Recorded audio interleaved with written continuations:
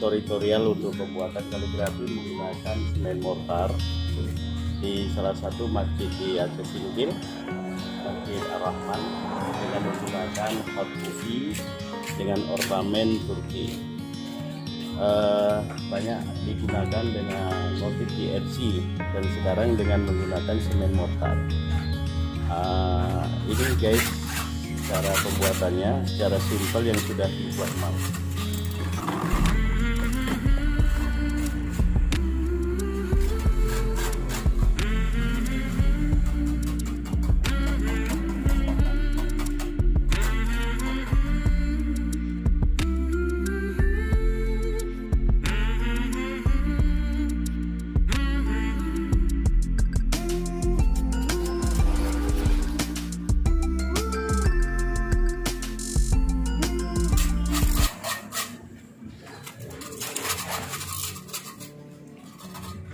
Semen mortar itu ada unsur di dalamnya langsung menggunakan pasirnya, jadi beda dengan menggunakan semen yang lainnya dengan kekuatan